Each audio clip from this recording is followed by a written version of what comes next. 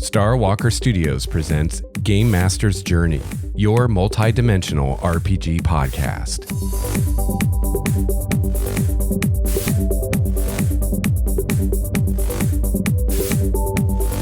Hello, gamer! Welcome to episode 120 of Game Master's Journey. I'm your host, Lex Starwalker. I've been running RPG games for over 25 years, and on this show, we discuss the craft of game mastering, and I share what I've learned over the years. Listeners and GMs like you also add to the conversation and share your thoughts, experiences, and wisdom. My hope is that together we can become game masters truly worthy of the title. I've gotten a lot of great feedback on episode 119, in which I discussed the expansion of Elandria, and I've also gotten some more great feedback on episode 118, where I discussed the Old Magic of Primordia. I'll go over some of that feedback today and my thoughts on it. Also, I want to remind you that I'm gathering feedback for a couple future episodes I want to do. I'd like to do an episode on gaming in between sessions and how to keep player interest high in between your gaming sessions, especially when maybe you have to miss a week or a few weeks in between sessions. Also, how to deal with players who are absent for a given session. And there is a link in the show notes at starwalkerstudios.com to a discussion on our Google Plus community about this, where you can give any ideas that you have and any experiences you've had with trying different techniques of keeping player engagement high in between sessions.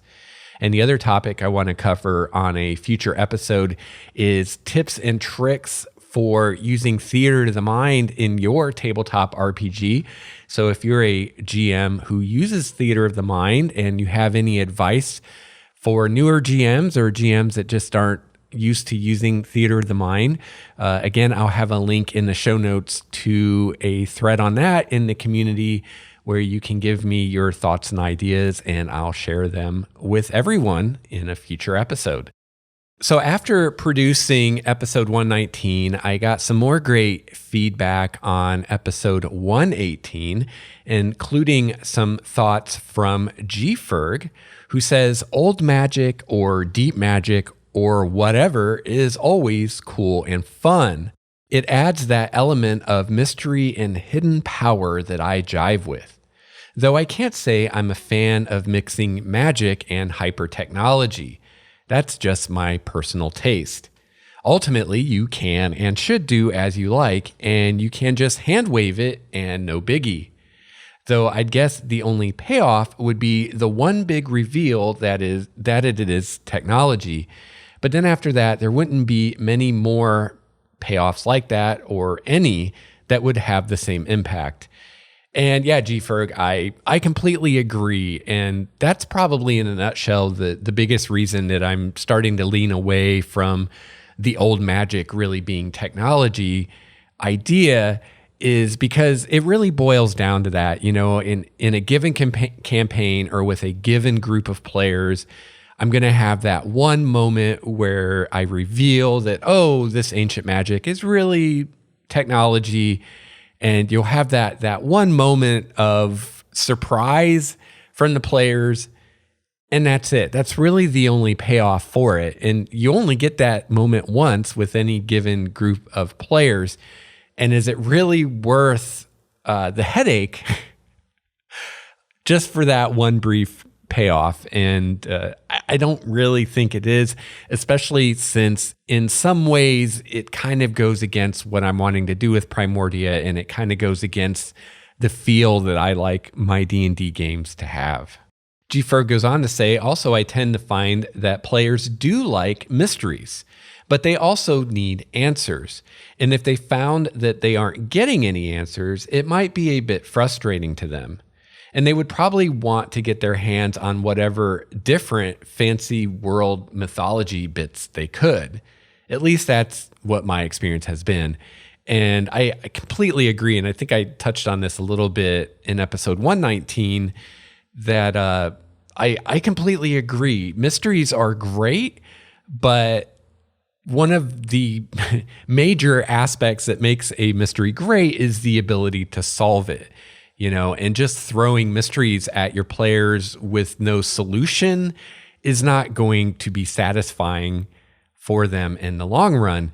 And if you have players who do kind of go after a mystery and decide to solve it, and if you haven't come up with a good solution yourself and you end up just pulling one out of your ass to satisfy your players, that thing that you pull out of your ass at the last second probably isn't going to be fantastic and may not satisfy them, when they go to all this effort to solve this mystery and then the solution is kind of lame. So that's why I really recommend using the concept of not worrying about the solution to the mystery yourself very sparingly. And I would limit that to mysteries that the PCs don't really grab onto. But if you're throwing mysteries at your PCs, as soon as your players grab onto one of those and get interested and start investigating it, that should be your cue to figure out what's going on with this mystery behind the scenes if you haven't already. So G-Ferg goes on to say, I'd say, why not just keep the old magic mysterious as a whole? No one knows exactly what it is. Some strange advanced technology? Maybe it's something psychic, mind magic made into matter, or the highest long forgotten form of magic that players only touch on with their simplified understanding, say comparing addition and subtraction to calculus. Or maybe something that they don't even have a clue about at all, something so old and so mysterious that no one even came close to understanding it at this point. That way you can hand wave and never really have to dole out too much information or explanations, let alone mechanics at all.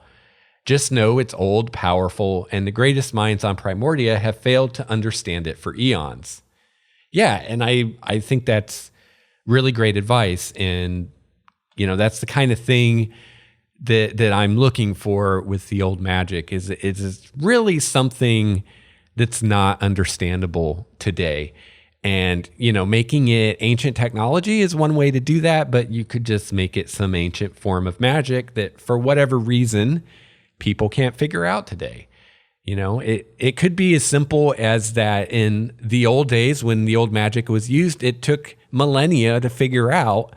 And all of that knowledge has since been lost. So it would take millennia to figure it out again. And, people aren't super motivated to do that since they have the new magic, which works.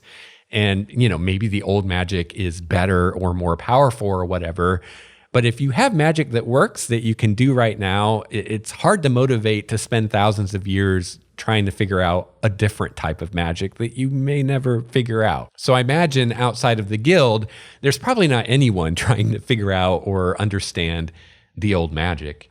All right, so G-Ferg goes on to comment about the mythals or the magical force fields and the gates of Elandria and Primordia. And you'll probably notice that I've been using the term mythal less and less because the reason is that I think as I develop my force fields more and more that the term mythal applies to them less and less. Ultimately, I'll have to come up with my own catchy term for something to call them, but haven't come up with anything yet.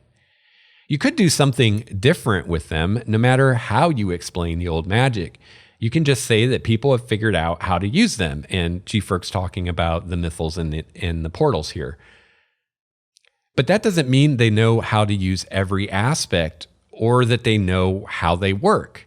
Just like if you hand a child a tablet, they can figure out how to do some things, but not everything. And they can't build or program a tablet either. And yeah, that's a really great point. And that's kind of where I'm at with both the mythals and the portals right now, is I'm thinking that those are based on the old magic and they were created millennia ago by an ancient civilization using the old magic. And basically the guild has figured out enough that they can use them. And at least in the case of the portals, they can create new portals, but they don't really understand how they work, or at least not to the degree that they could develop new magic using the same principles. Perhaps the mythals are remnants of the founders of Old Magic and cities cropped up around them for protection or some such. And yeah, that's basically kind of my idea, is that it's these really ancient cities that have been around for thousands of years that have these mythals, and they were built by an ancient civilization. And right now I'm thinking they were built by an ancient elven civilization, but that could change. Also, if you wanted some more flavor, you could have a different quality to them. Perhaps the mythals and portals are sort of alive. Maybe they are grown as opposed to built, like a fancy magical coral. And yeah, that's a cool idea, and that might be kind of where I go with it. Actually, the genesis of my whole thought about making the Old Magic really technology came from when I was thinking about the keystones that are used to create the portals. And I did have this idea, like what G. Ferg is talking about here, that the keystones are almost like a seed that grows the portal around it. And as I was thinking about that, the idea entered my head of self-replicating nanotechnology, and wouldn't it be cool if these magical keystones that are like seeds that grow portals are really technological devices that use nanotech, and everybody's using them like they're magic and thinking of them that way, but they're really not. So that's kind of where that idea actually came from, was from the keystones. And now I've kind of come around full circle, kind of like what G. Ferg and other people have said, is that, well, I don't need it to be technology to do that. It could be that part of the Old Magic was the ability to create magical constructs that would be able to themselves create still greater magical constructs and or replicate themselves. And that could be part of what made the Old Magic special, because at least to my knowledge, there's no magic in D&D right now that really does that, where you can have a magic item that will itself create a more powerful magic item or be able to make copies of itself. At least that I can think of off the top of my head, there's nothing like that in D&D. So that could be a limitation of the quote new magic, is that it can't self-replicate where the Old Magic could. Kind of like the new magic is drawing upon an energy source that is finite, while the Old Magic drew upon an energy source that was infinite. G. Ferg goes on to say maybe that's the whole point of the guild, to find all the magic stuff, because they're trying to understand the Old Magic. And yeah, that's exactly it. That's one of the root purposes of the guild. And somewhere, I don't have it on me right now, or I'd share it with you, I wrote out kind of a guild motto, and there were a handful of objectives that the guild has that's kind of their mission statement. And one of those objectives is to discover the ancient magics and try to unlock their secrets. Maybe they figured out just enough to make a new portal, but they still don't exactly understand how or why they work, like with alchemists with chemistry. And yeah, that's exactly it. They know enough to use them and to make new ones, but they don't know enough to know what to do, for instance, when something goes wrong. Maybe the portals require magic items to work, hence why the guild is only seeking them. Perhaps items are needed in portal creation. And yeah, that's a possibility. Other people have put forward the idea that maybe the portals and even the mythals require energy, and maybe that energy is provided by basically sacrificing magic items. They draw power by draining magic items. So that's an idea, and I may go somewhere with that in the future. But right now I'm thinking that the Old Magic is drawing on a power source in such a way that it's kind of infinite. And so objects that are created with the Old Magic, like the portals and like the mythals surrounding the city, don't ever run out of power. They last forever and maybe even grow in power over time. And that's one of the big differences between the Old Magic and the magic that's practiced today in Primordia. So yeah, the keystones that the guild uses to create the portals are actually items made with the old magic that are able to replicate themselves. So the guild doesn't even create the keystones. They basically found one somewhere, thousands of years old, and figured out how to use it and figured out that it could make copies of itself. So they can't even create keystones from scratch. They need a current keystone in order to create a copy. And the same thing with the mythals. The mythals are created by a magical device or artifact that is an item of the old magic. And the guild, these don't self-replicate, or at least if they do, the guild hasn't figured out how to get them to do that, which is why they're not putting mythals up around new cities. There's only the ones that already exist and have existed for millennia. But they're studying them, and they're getting to the point now that they think they can make a lesser version of a mythal, and that's what they're considering trying to put around some of the estates outside of Elandria that have been abandoned and lost to the wilds. But, creating one of these new experimental mythals is kind of like cooking with ingredients you've never tasted. You may have a recipe and you may follow the recipe, but things could still go horribly wrong no matter how good that recipe is. And keep in mind that the recipe itself may be flawed because they don't have an actual set of instructions for how to build a mythal. They're kind of reverse engineering them, magically speaking. G4 goes on to say, I like the idea of them being tied to the old magic. It gives them some additional gravitas and maybe even reverence, as well as keeping some mystery to them, leaving the option open for them to do other things as well as is needed for the story. And yeah, that's a great point, and that's a great thing about the fact that they're not completely understood, is I could always, sometime in the future, come up with some other thing that the portals or the mythals can do that's newly discovered. And G. Ferg says maybe the keystones are what are initially built, and then they are put in place and prepared, and then from that they grow a portal, which would add some weirdness. And yeah, that's basically how it works. The way I've been thinking of it for the most part up to this point is that humans actually build the portal around the keystone, but the keystone is what makes that portal then magical and gives it all its properties. But another way I could go is just, you put the keystone in place and you cast a spell or do a ritual or something, and then it grows the portal around it. That could be kind of cool too. But I kind of like the idea of them having to construct the portals and the keystone is then put into place and it kind of activates it. Just because I want the creation of these portals to be kind of a labor-intensive, expensive, time-consuming process, as opposed to just pushing a button on a magic item. Brett Nilsson also wrote in with some comments on episode 118.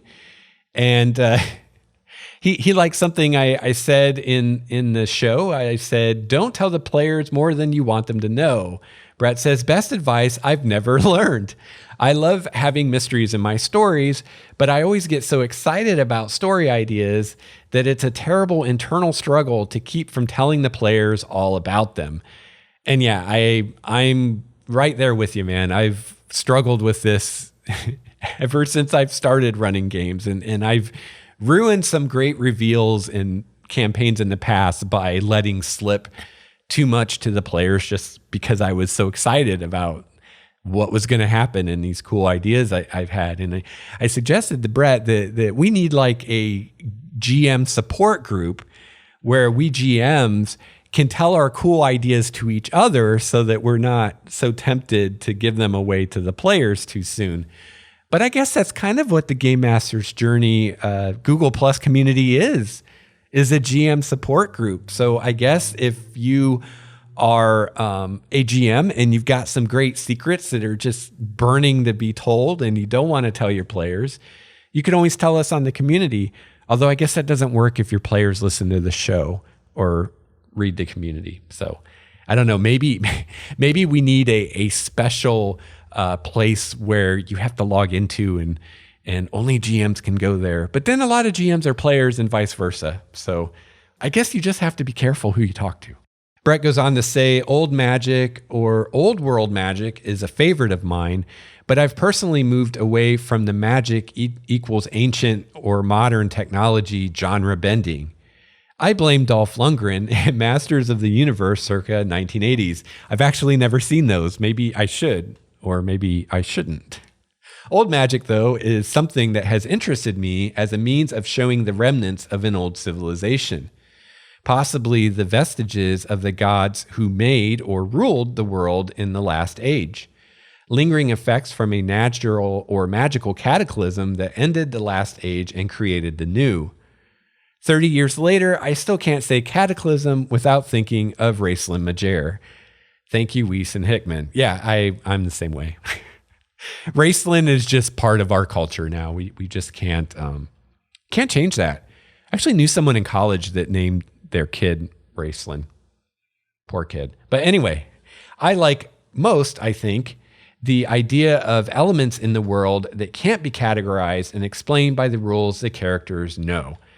And yeah, I totally agree. Mysteries are fantastic. And, one of the tropes of D&D, settings is that it's an ancient world and there's been many fallen civilizations, and that some of those civilizations at least could do things with magic that can't be done today. And I think you can see this in most, if not all, of the published D&D settings. Boz Bunnick also commented on Google Plus and said, my first thought on it would be, please no. But then when I think about it, I'm just not sure. To me, the problem with having some kind of technology is that you would, in principle, be able to take it apart and study it. Probably not the PCs, but someone could, for example, the guild, and reproduce some of its effect, etc.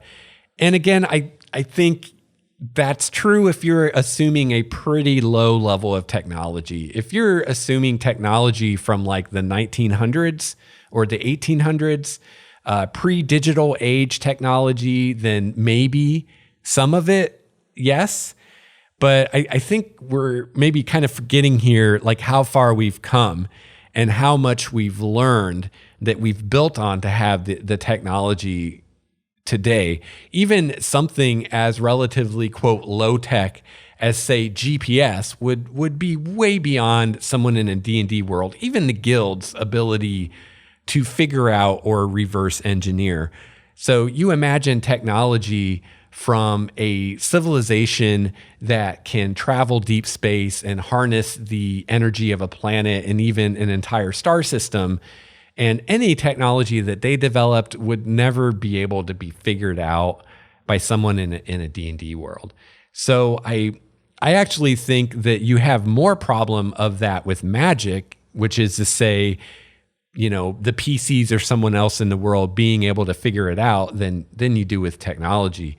Even if it's an old magic that works under completely different principles, people in a D&D setting still have a concept of magic and have a body of knowledge that they can start to build on. When it comes to technology, they don't have that.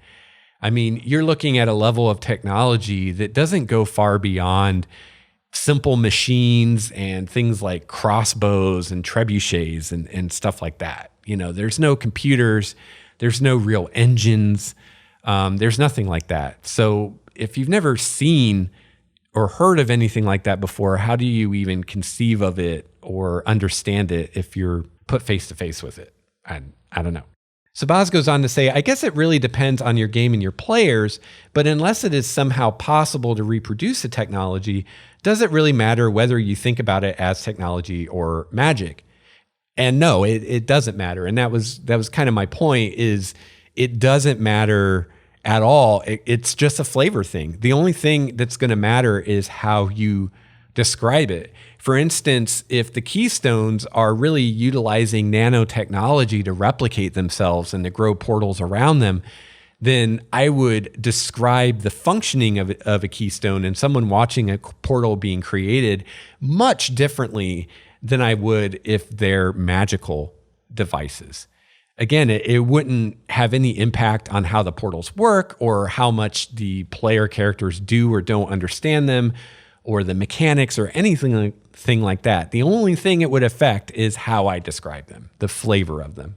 And Boz says, I feel like I would just stick with magic to prevent even the thought occurring of trying to replicate it. And again, Boz is coming from a point of view of thinking that technology would be easier to replicate, but I actually believe the opposite. I think magic would be easier to replicate because the characters in the world have a concept of magic. They don't really have a concept of technology, not technology like what we think of, not technology that's beyond what we have today. They have no concept of that would be magic. They wouldn't even have a word technology to describe that. Boz says, I like what you say about Primordia being shielded. And I was talking about, if I went the technology route, I was kicking around the idea of Primordia somehow being isolated from the rest of the universe, so you can't just fly a spaceship there. So that's what he's talking about here. He says it could be something like the city shields. It could even have been made by the gods to have their own playing ground, or for some other reason you come up with when you need it, or even to prevent foul play by other gods and by demons, etc. And yeah, that's totally right on. And I might actually go that way, even though I'm probably not going to do the technology thing, because I do have established that there's only 9 gods in Primordia, and I've been wondering, how is it that there are only 9 gods when there are portals opening all the time and rifts opening all the time? You think there'd be just countless gods like you have in Forgotten Realms. That's not the case, so we need to explain that. And so maybe Primordia being somehow shielded or quarantined or isolated from the rest of the universe or the multiverse by the deities, and that's how they keep other deities from coming in. That makes sense. That could be a way to do that. I see the 9 gods of Primordia as presenting a unified front versus any outside deities that would try to come in and get a foothold. The gods of Primordia don't all get along with each other, but they stand united against interlopers.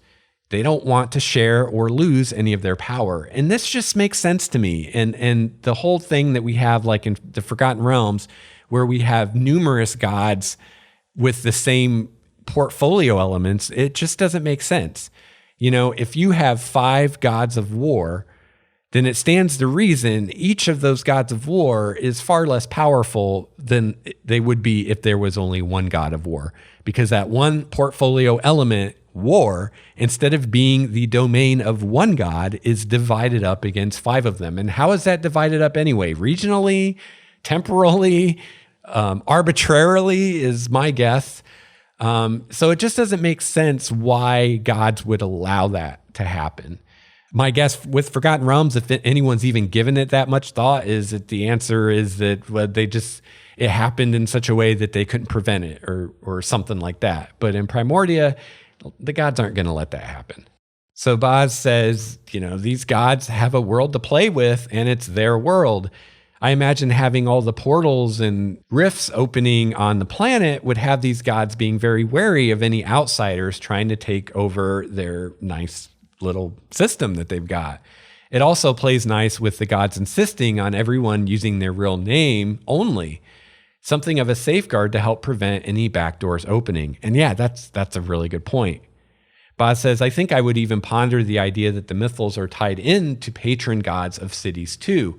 Maybe it could even depend on how well the gods get along, whether the portals between certain cities work. And yeah, that's a really fascinating idea. I have kicked around the idea that maybe the mythals are actually powered by the gods somehow. For instance, the patron deity of Elandria is Ion, goddess of knowledge. So maybe she's involved with the mythal around the city somehow. Maybe she created it, or maybe she's maintaining it somehow. I don't know. It's a cool idea. And I really like Boz's idea here that if that's the case, that you may have certain cities that have patron deities that don't get along, and so you're not going to find portals connecting those cities together. I think that's a pretty cool idea. This is Matthew Colville, and you're listening to Game Master's Journey. This is the part of the show where I give a shout out and thank you to all the patrons of Star Walker Studios. You all make this show possible. Thank you very much for your support. And I also want to especially thank my Tier 4 patron, Mr. Steve Strickland. Let's hear it for Steve. Yeah. Woo. Steve. Yes. You the man. So as a thank you for their support, patrons get some cool little perks from me for being a patron of Star Walker Studios. Among those, a monthly podcast I do just for the patrons. And I also upload some of my Primordia content for the patrons to use in their home games or as inspiration.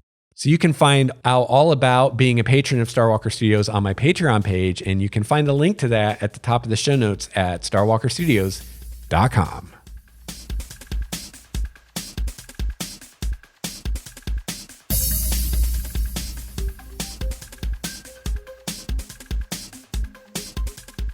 All right, going to change gears a little bit now and start discussing some of the feedback I got on episode 119, the most recent episode, in which I was talking about the expansion of Elandria, this idea of Elandria trying to reclaim some of the noble estates that have been lost outside the city and reinforcing those with smaller versions of the mythal that protects Elandria, and also the thought of player characters being able to have strongholds and followers.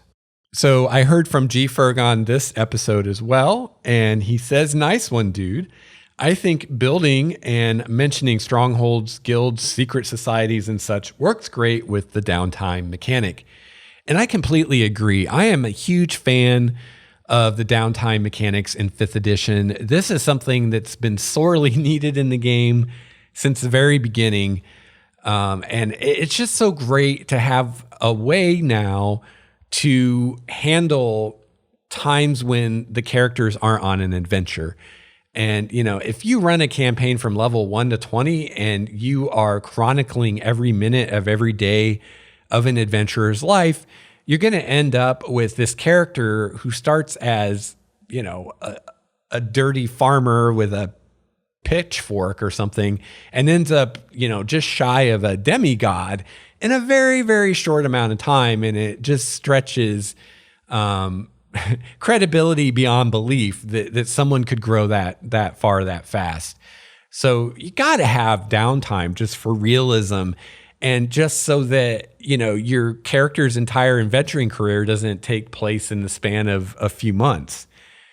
And it's just great that now we have a few guidelines on some things that you could do with that, and even more than really what's in the DMG and the player's handbook for downtime. Because let's face it, there's really not much. But to me, I'm just glad it's there because it kind of opens that floodgate. Because it's like, here's a few ideas of what you could do with downtime. Now take it and run with it. And that's kind of how I interpret that. I don't see that as Wizards trying to be like, here's everything you could do with downtime. They're just giving us a few examples to kind of show us where they're coming from. And then we can come up with all kinds of stuff. I love that. And G Ferg says, I could have some strongholds in the city, like a fortified manor. Granted, it isn't as open-ended as something further out, but you can have guild fights, intrigue, roguish type games, and things like that with that. And yeah, absolutely, totally could. That's just not the campaign I want to run or play. But yeah, you could totally do that. Regarding the idea of the portable mythals, G Ferg says, I think that can work. Just limit the power and range. It would still keep the main city mythals of the utmost importance and limit the distance that you could go. As they are less powerful, they may still be subject to attack, and they might have to haul it back to the city mythal. Maybe what they can fend off is challenge rating based. Yeah, you know, and that's a few different ways I could go with it. I'm definitely thinking that the guild's understanding of the mythals and how they work is not perfect. The implementation of these smaller mythals is not going to be perfect. There's going to be problems. People have presented the idea of maybe they need some kind of energy source and maybe they need to be recharged, or maybe they need to be connected to the main mythal to get energy from that. And I don't know about all that. That's going to get a little bit too fiddly for me, I think. I think instead what I'm going to do is just say that they're not perfect and they don't always work, or they don't always work the way that you think they're going to work. So there could be times that maybe the mythal just goes down and it just doesn't work for a while. And now you've got to defend your stronghold extra vigorously for a while until the thing comes back online.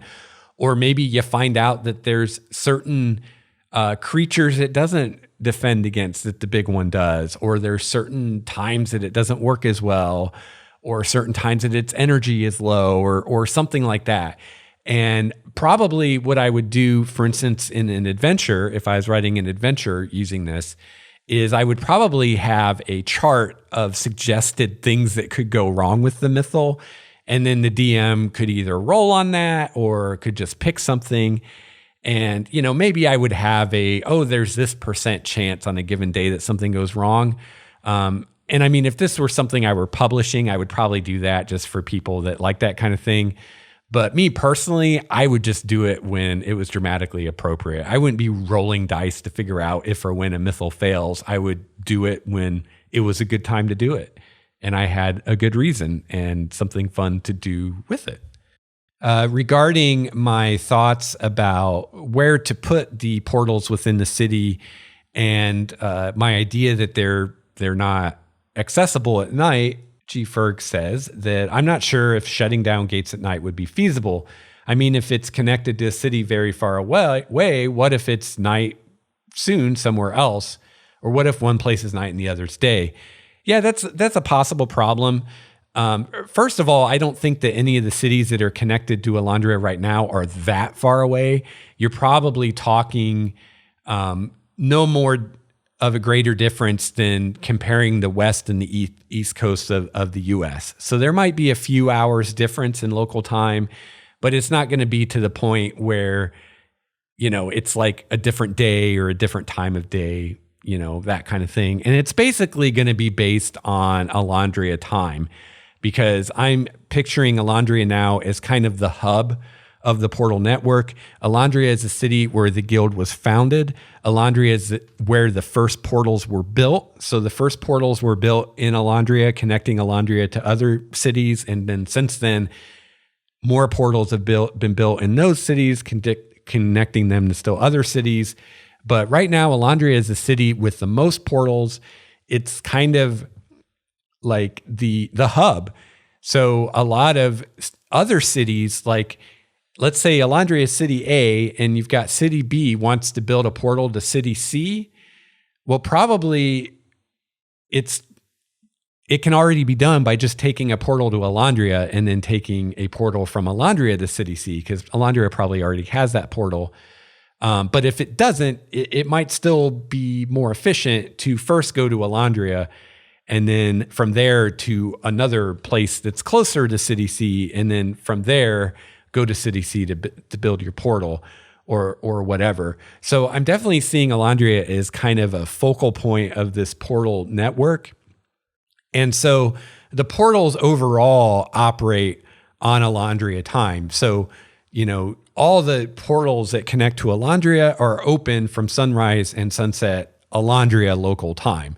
So that might mean in a given city, their portal to Elandria is opening an hour before dawn and closing an hour before sunset or something like that. But again, it's only going to be a disparity of a few hours at most.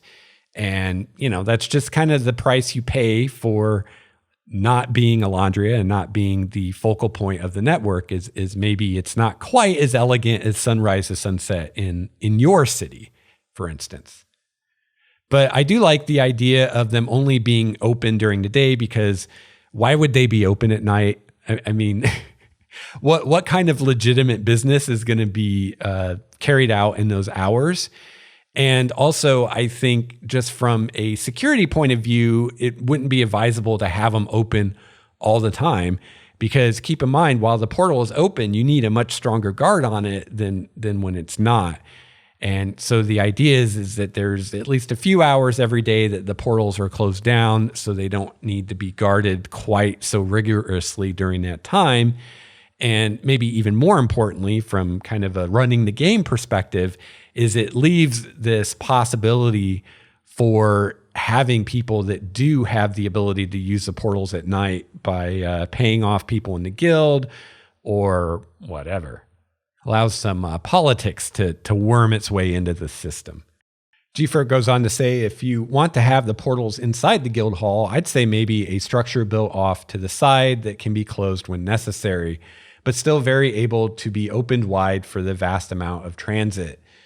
Yeah, you know, kind of what I'm thinking about this is when I was in Geneva, something I saw there that I thought was really cool that I've never seen here in America was they had basically alleys that had these big wooden doors. And at night, they would close and lock those doors. So there were certain alleys in the city that you just couldn't use at night. And I thought that was really cool, just kind of conceptually. And so that's kind of what I'm thinking with the guild hall and the portals is it might actually, the guild hall might, well, first of all, it's probably pretty large and might actually entail almost kind of a small district of the city.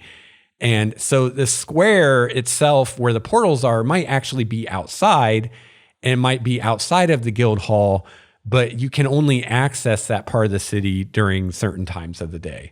So it's not necessarily inside the structure of the hall itself, but it's still something that can be closed off to people when needed, for instance, at night. DM Nell also commented and said, just finished listening. I'm almost a little disappointed as it sounds like you're considering going back on one of the things that set Primordia apart, which is that your world is mostly dangerous wilderness with magically protected cities far apart from each other, requiring portals to travel between. If you are going to start building mini mythals for towns and or roads and creating suburbs, you're basically going to have another Forgotten Realms. I'd suggest that rather than that, consider going for more fantastic solutions for population control, such as building upwards with vast towers, or creating floating islands, or growing downwards with subterranean cities and strongholds. So yeah, those are all cool ideas. But again, you know, the main reason I'm doing this isn't because I can't come up with other ways to deal with the population problem. It's because I want player characters to have strongholds and I want them to have buildings. I want them to have followers and estates. And I don't want those to be limited to being in the city because I think that's boring. And again, leads to a kind of gameplay that I don't want, which is a city-based campaign. I want monsters and weird vistas and stuff like that, all of which, you know, you're not going to have in a city. Problem with city-based campaigns is, you know, you're fighting a lot of other humans and humanoids, and it's just kind of boring to me. If I want a game like that, I'd probably run something modern, like World of Darkness or something. I think is much better suited to something like that than D&D. I mean, think about your monster manual and how much of that you would never use if your campaign never left the city. Like 90% of that you probably would never use. So, yeah, so that's the real reason behind why I'm doing the expansion. And I totally hear what DM Nell is saying here, but I mean, it's a question of degree, right? You know, if Elandria expands to a handful of estates that are just outside the mythal, it's not going to be the Forgotten Realms. There's still the vast majority of the world is wilderness. And keep in mind too, that Primordia is basically a super Earth. So it's much larger than even the Forgotten Realms. So I could have just as many civilized areas as the realms have, and it would still be mainly wilderness because the planet is so much bigger. But you know, this is something that's going to happen very slowly. And, you know, in the adventure, the PCs are literally going to be the first ones to do this. So at the time of the adventure, there are no other places outside of Elandria. You know, this is the first one that they're attempting. And there's no guarantee that the PCs will, first of all, be successful of clearing the castle of what's already there. And second, there's no guarantee that the guild is going to be successful in building a mythal that actually works around it. So I or any DM could throw a wrench in the gears either of those two places. And even if it is successful, you know, what happens next? And, you know, I don't think that you're going to see 50 estates reclaimed within the first few years, for instance. It's not going to happen that quickly. DM now goes on to say, as far as politics go, I'm not great at that stuff in my campaign, so take what I'm about to say with a grain of salt. Yeah, I'm the same way. But I'd suggest that the movers and shakers will do just about anything to get control of the portals, and that if the agreement to keep them free to use for the public was made by the queen, then those who want control of the portals will be looking to get rid of the queen and get another monarch in place that sees things their way. There would be so much political intrigue and pressure to try and change that policy that it would require a very strong queen to keep the peace. Yeah, I'm not sure that I agree with that, because I think you're overlooking the guild here. And the guild made the agreement with the queen, and I see what you're saying, like, oh, well, if we take out the queen, then we have to make a new agreement or whatever. But I don't really think that's the case, because the guild is extremely powerful, and the guild has the means themselves to uphold and enforce the agreement and to keep others from encroaching on their territory, which is to say control of the portals. You know, they made the agreement with the queen in good faith, as a mutually beneficial arrangement. You know, they didn't have to make that deal. They chose to. So just because someone else deposes the queen or something doesn't mean that the guild is going to play nice with them. And in fact, they probably wouldn't. In fact, they would probably protect the queen and her throne, because again, they're benefiting from this deal, and who knows what kind of deal they could or would make with whoever replaces the queen. So it's in their interest to keep the queen on her throne. And, you know, the queen's got the nobles behind her. To a large degree, she's got the merchants behind her, and she's got the guild behind her. So it'd be pretty tough for anyone to really undermine that, I think. DM Nell says, I catch myself doing things in my campaign world that contradict what my design goals were to begin with, which is why I have 10 unique things about the world in my notebook to remind me. For example, the number one thing in my world, which is the Broken World campaign, is that the world is broken into pieces floating in the ether, and nothing the PCs will ever do will change that. They may think that they can fix it by finding the gods or some artifact, but they can't and won't ever be able to fix it because it's a core feature of the setting. And yeah, that's a really good point. And I would recommend that anyone who's building their own world do something like that, like have a list or something that tells you, you know, this is what makes my world unique. These are the key things about my world that make it what it is. You know, mess with these at your peril. And I don't know if I'd go to so far as to say that you can't change any of those things, but you definitely want to think long and hard about it if you're going to change one of those things. And you don't want to change one of those things willy-nilly, or just change it without realizing that you're fundamentally changing what your world is. And I think if the PCs can be a vehicle for change of one of those things, that could actually be really cool, because that's really going to get buy-in from your players, because they can say, hey, when we started, the world was like this, and now we've changed it in these ways to something else because of things that we did. And I think that's really cool, as long as you, as the dungeon master and the world builder and the designer of this world, are okay with what the world is going to become. But if you're not, then I think it's totally fine to, like DM Nell says, say there are just certain things about your setting that just can't be changed or won't be, because that's what makes your setting unique. So for instance, with Primordia, you know, I would say one of the core concepts of the setting is this idea of rifts opening to other planes, almost, or at least seemingly, at random. So although I can have things like mythals around certain cities that prevent that from happening in that location, I'm never going to have NPCs of Primordia figure out a way to stop the rifts from ever opening so that Primordia is safe everywhere. Like, that's never going to happen, because that would make it a completely different place. And that would violate one of the core things that makes Primordia what it is. Now, putting mythals and portals around every city and village in the campaign setting, I don't think necessarily would break my setting. It definitely would change it. It would change the feel of it.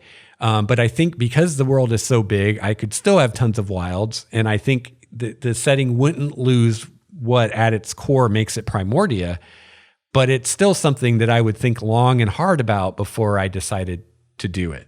And, you know, at this point, I could see the campaign setting being on a trajectory towards that. But at the timeline where we're at in the setting where I'm going to be running adventures, that is just at the very beginning. And we're just seeing the birth of that. And it's going to be centuries, if not thousands of years before it ever gets to that point, if it ever really gets to that point. Probably won't. And I do like the idea of the city growing vertically, both up and down. And that's something I may play more with in the future.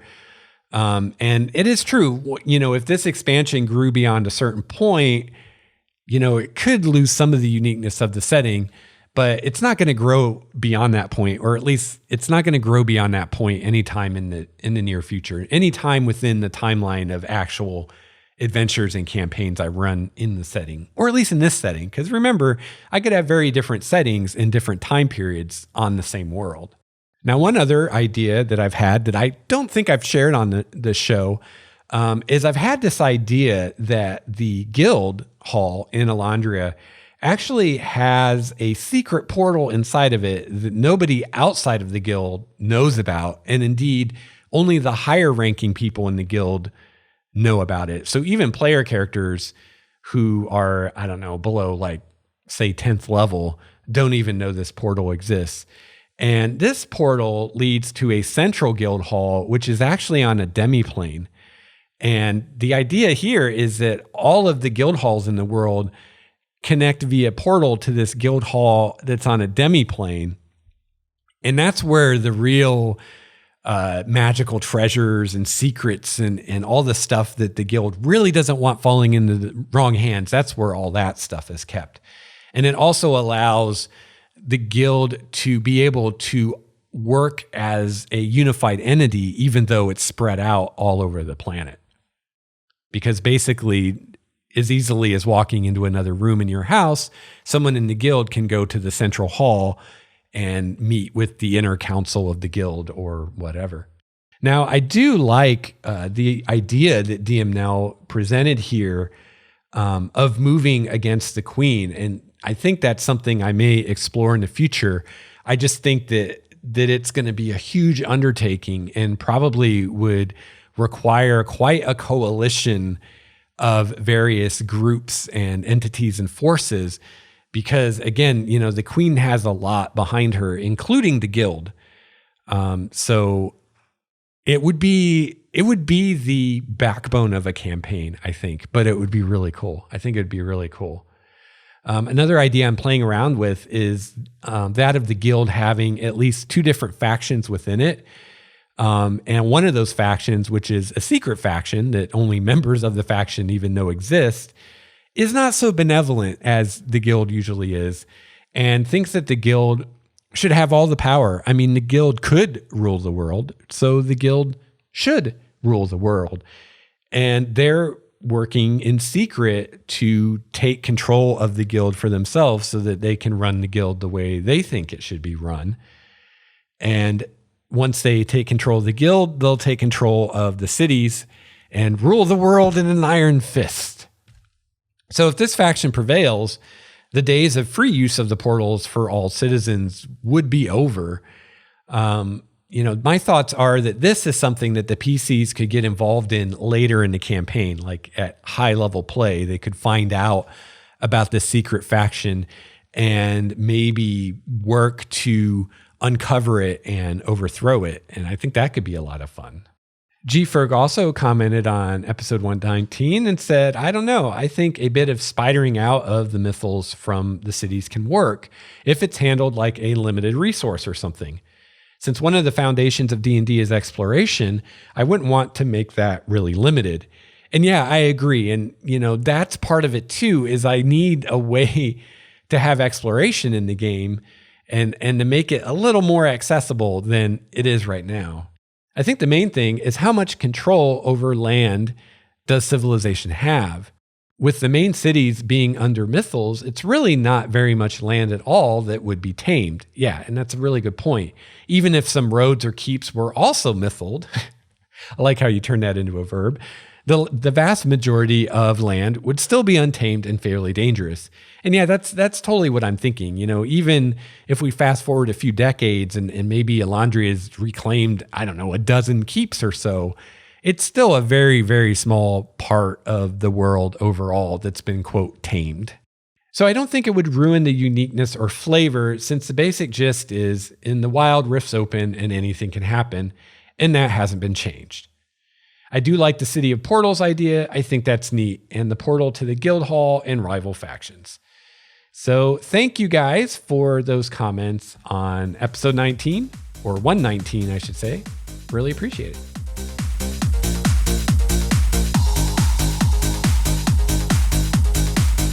I love getting feedback from my listeners, and you guys give me a lot of great ideas and help propel episodes like this one. And I just love hearing from you. So if you would like to get in touch with the show, whether to share an idea or suggest a topic for a future episode, or just say hi, you can email me at gamemastersjourney@gmail.com. You can follow me on Twitter at Lex Starwalker, and you can follow me on Google plus Lex Starwalker. And also check out the website at starwalkerstudios.com/GameMastersJourney, and you can find all the episodes and show notes there. You can find links to my Patreon page, my YouTube channel, all kinds of stuff at starwalkerstudios.com.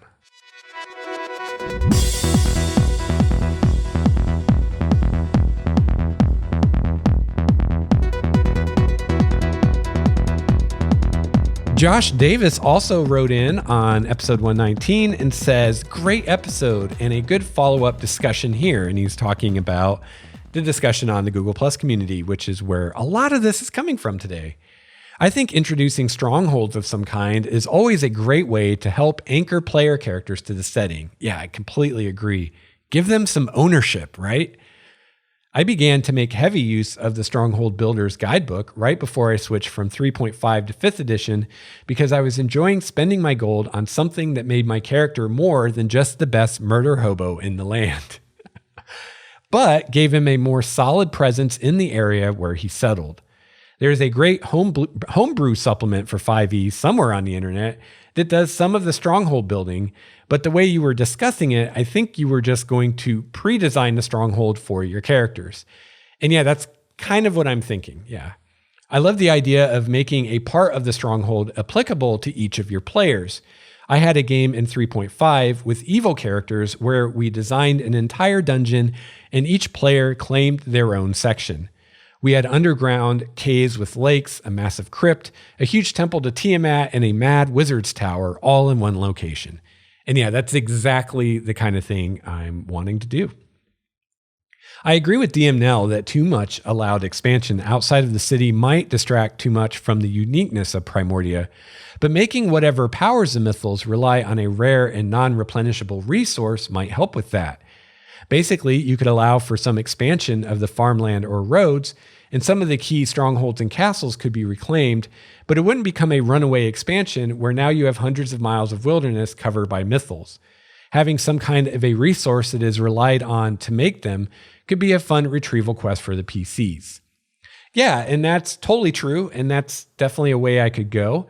I'm thinking more that the mythals will be difficult to build and expensive to build, so all that cost is really front-loaded in constructing it. Once the thing's up and running, if it works right, it doesn't need any resources or doesn't need replenishing, because again, these things work based on the old magic, which is kind of infinite. But the thing is these newer, smaller mythals are going to be created by people who don't really understand what they're doing and don't really understand the magic that they're working with. So there are going to be flaws. But as opposed to having or going the route of, you need some plutonium or whatever, some unobtainium to fuel the mythal, and now the PCs have to go do a fetch quest to get it. Instead of doing that, I'm just going to have there be malfunctions that are interesting that the PCs have to deal with. Josh Davis goes on to say, for the politics aspect, I definitely like having secret factions, making heavy use of that in my own world. That would be seeking to gain control of the portals. I also think that the guild should probably be receiving some kind of compensation for their role in maintaining, protecting, and expanding the portal network. And yeah, they totally do. There's definitely a symbiotic relationship between the guild and the crown. I just haven't worked out all the details of that yet. And I don't think that would be public knowledge. I don't think anyone outside of the guild and the queen actually knows all of the details of that arrangement. Perhaps they simply get some flat payment from the government taken out of general taxes so that they don't feel the need to charge people for the use of the portals. I don't recall off the top of my head, but you may have brought this up in a previous episode. Yeah, I don't recall either. I might have. Oh my gosh, there's been so much world building stuff. I can't keep track half the time of what I've talked about and what I haven't. And yeah, I'm definitely thinking that the expansion out of Elandria will be very slow. And again, the adventure I'm working on right now is going to be involving the first keep that's going to try to be retaken by the player characters. And again, there's going to be problems with these force fields. I kind of see it like building these little force fields is almost like painting by numbers. You know, they're just following a recipe, but they don't really know what they're doing. So there's all kinds of opportunities for things to go wrong. So I don't think that the expansion of Elandria by reclaiming these castles and building missiles around them, it's not going to be a quick and easy fix. It's going to be a very slow and laborious fix with, kind of a 2 steps forward, 1 step back kind of progression. So, even over the course of multiple campaigns, I don't think we're going to see the campaign world change that much. And, I really intend for the most part for the strongholds that are reclaimed are going to be the domains of player characters. So, maybe for every 2 campaigns I run where a group establishes a stronghold, I'll have an NPC noble do one. But the majority of the strongholds that I'm going to actually detail will be ones that have been claimed by groups of player characters. So, I'm not going to be running that many campaigns. So there's not going to be that many of them. And I think there's also going to be a political side to this too. The castle that the PCs are liberating is kind of like a trial run, and they're going to get to keep it. But once it's been demonstrated that this can work, all the nobles are going to want a piece of it. And just deciding who gets to go next, which estate are we going to reclaim next is going to be a huge mess and probably take weeks, if not months, of debating and arguing. And as this process of reclaiming these strongholds is going to rely upon close cooperation with the guild and the involved noble families, the noble families just can't do it on their own. They got to do it through the guild. They need the guild's adventuring teams to retake the keeps for them, and they need the guild scholars and mages to build the missile for them. So the guild's going to kind of be able to at least have some say in who gets to go next. And again, it's going to be a mess deciding how that decision is made.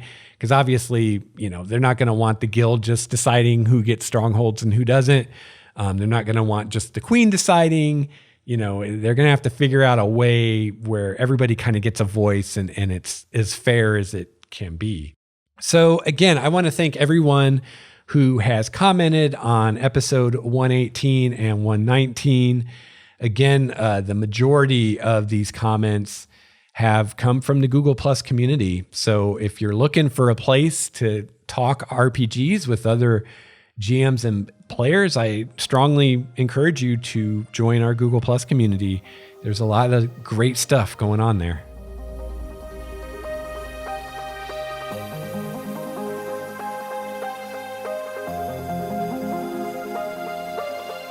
All right, well, that's going to wrap up episode 120 of Game Master's Journey. Once again, I want to send a huge thank you to G. Ferg, Brett Nilsson, Boz Bunnock, DM Nell, and Josh Davis for your comments and discussion of the previous episodes. I've really enjoyed going over what you guys had to say today.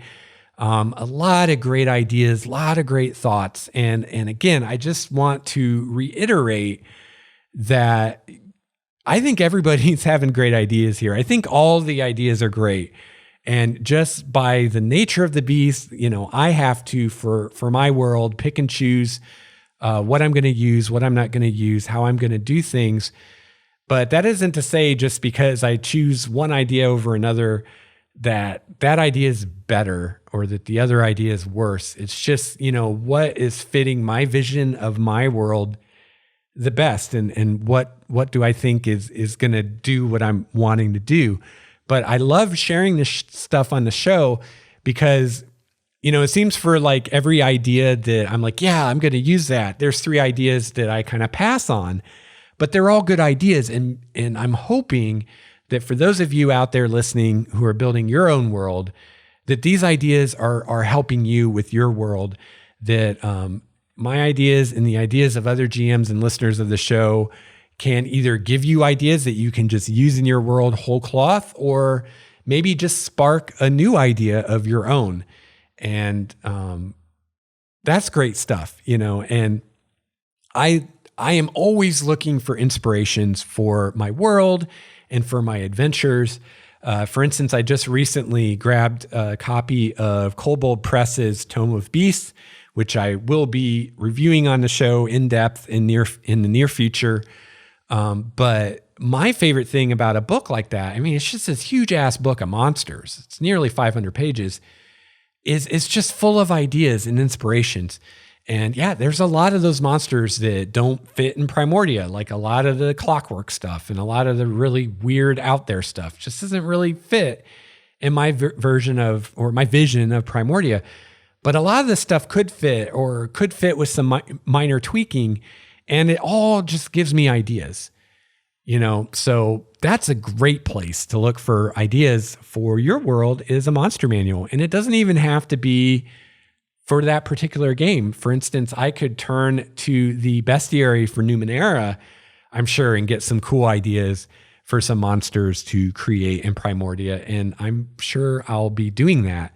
Ideas can come from anywhere, and ideas are cheap, but at the same time, you can always use more good ideas. There's never such a thing as having too many ideas, because you can always find cool and interesting ways to combine those ideas together into something new and unique. So I hope that you have a chance to play your favorite RPG this week. I'll be back soon with another episode of Game Master's Journey. Until then, game on. This has been a Starwalker Studios production, your source for quality gaming and hobby podcasts. This episode's music provided by Cloudwalker, Renfield, Stanko, Transboy, and Ish. Please see the show notes for more details at starwalkerstudios.com/GameMastersJourney.